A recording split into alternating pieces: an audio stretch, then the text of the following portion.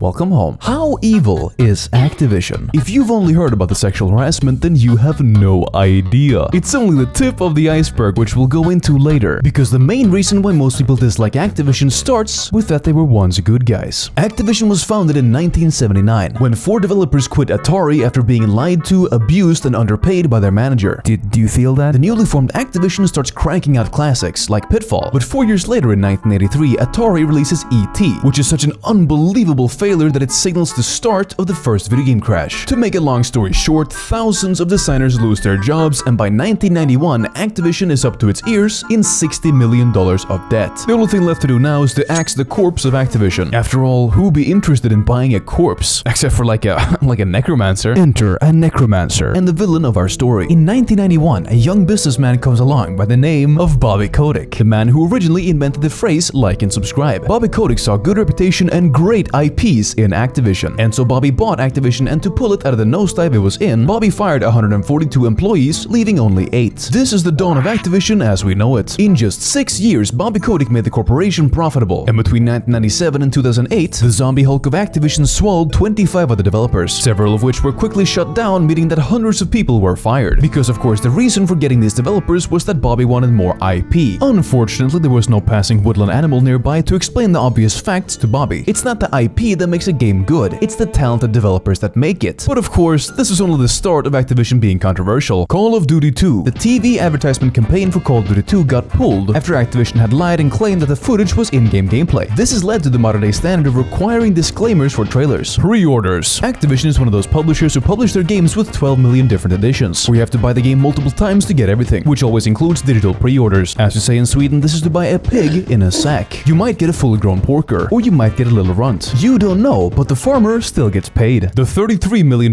man. In 2018, Kotick had gladly explained to the shareholders how successful Blizzard had been in their work, generating $1.8 billion of profit for Activision, which of course meant that Bobby Kotick had his personal bonus secured. Just a few months later in 2019, Blizzard fired 800 staff with no warning. This was around the time when Bobby Kotick himself was making about $33 million per year. It's a little tone deaf, don't you think? Black Ops 4 Battle Pass. If you leveled up your Battle Pass in Black Ops 4, you unlocked new maps to play on. This made some players buy early Battle Pass levels with real money, which created a major split in the player base. This is a pretty major disrespect of players who had already paid full price for the game. Call of Duty. After over a decade of yearly releases, Call of Duty has become extremely stale. In fact, if you ask anybody who plays these games, they'll tell you that the new games suck. Like with how the Call of Duty Infinite Warfare trailer is one of the most disliked things on YouTube. For some fucking reason though, people still keep buying these games, which gives the developers no reason to change anything at all. I guess there must be a global shortage of woodland creatures who could explain these obvious things to us. No Russian. In Modern Warfare 2, there's a scene where you shoot up an American airport. It might appear a little tasteless, but the game never actually forces you to shoot anybody. Because of this, the controversy stayed on the good end of the spectrum and just ended up pushing more game sales, especially in the United States. A game with a mass shooting, being bought by a culture that experiences a lot of mass shootings. Interesting. Alright, so we've had our entrees, let's go for the main course. Sexual harassment. In late 2021, a woman sues Activision-Blizzard. She's been sexually harassed for several years, and when she spoke up about this, she was demoted. But after the lawsuit comes out, it turns out she's not the only one. Timeline. Go. Employees stage a massive walkout which becomes front page news. Several million-dollar advertisers pull out of Overwatch. The state of California sues Activision. Overwatch hero McCree is renamed Cassidy, after the developer that McCree is named after is one of 20 who are fired. Turns out CEO Bobby Kotick may have known about the sexual harassment for several years. Bobby takes a maximum possible pay cut but doesn't resign. All the major consoles make official remarks. More reports start to emerge. 20 more employees are fired. Ubisoft signs an official letter, after Ubisoft has several executives fired for the same reasons. Activision may be interfering with the investigation. And just to tie a bow around this entire circus, Microsoft opens up to buy Activision for $68 billion. But believe it or not, my beloved viewer, this is still not the main reason why most people dislike Activision. No, that reason is how Activision killed Blizzard. The year is 2006, and Bobby Kotick is noticing a problem. Activision is not making the money that it used to. Bobby Kotick looks around and sees that Blizzard, an extremely talented developer of some of the best games ever made, fate is making World of Warcraft the most profitable game in the world. Cody gets an idea and dons his necromancy robe, then approaches the current owner of Blizzard, Vivendi. Vivendi tells Bobby that he can merge Activision with Blizzard, but only if Vivendi gets to be the owner of the new corporation. Bobby doesn't like the idea of giving up control of the corporation that he spent so long building. Until Bobby talks to the current Blizzard president and learns that Blizzard has a guaranteed in-way into the Chinese market. Realizing the unholy amounts of money to be made, Bobby steps up and agrees to the merger. And so in 2008, Bobby Kotick performs mad science and sews the two bodies together to create Activision-Blizzard. So, what happened with Blizzard after this merger? Well, I'm sure you can guess.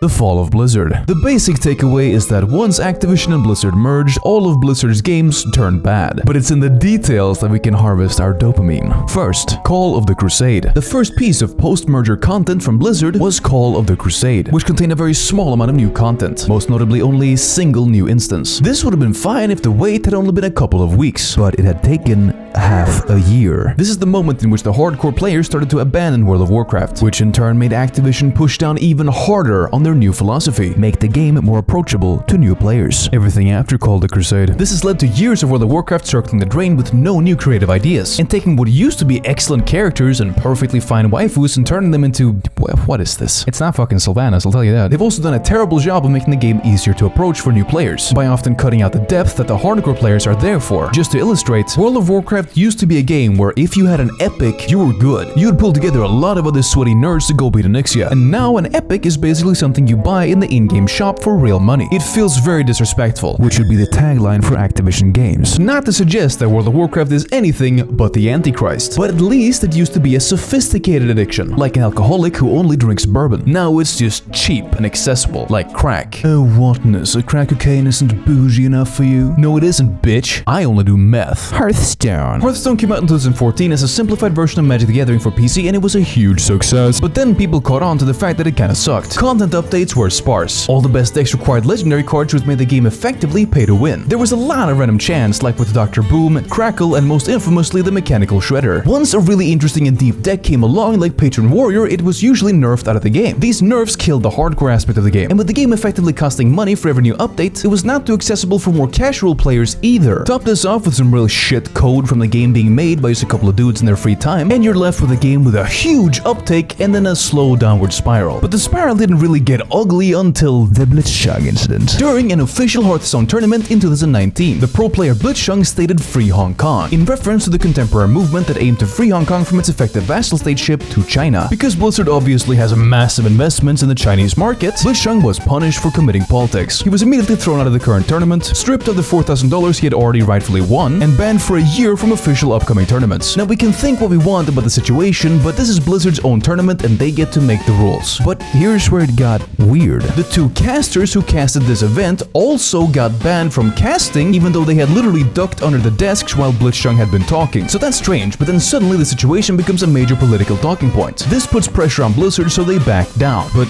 not entirely. Blitzchung gets to keep the $4,000 he already won, but the ban isn't removed, it's only reduced to 6 months. And the casters also just get a reduced ban. Then the current Blizzard president, Brack, goes out and humiliates himself in interviews. But to put a cherry on top of this, at the opening of the very next BlizzCon, Brack comes out again and apologizes for this situation happening. That's it. No action, the bans aren't removed, so really what they're doing is just saying sorry that we hurt our own public image. And there's a lot of other weird decisions that the Hearthstone team have been making against their own players. And speaking of weird decisions, Diablo Immortal, the out-of-season April Fool's joke, and also known as the second worst game reveal of all time. But do you know which game is the worst game reveal of all time? Here's a hint.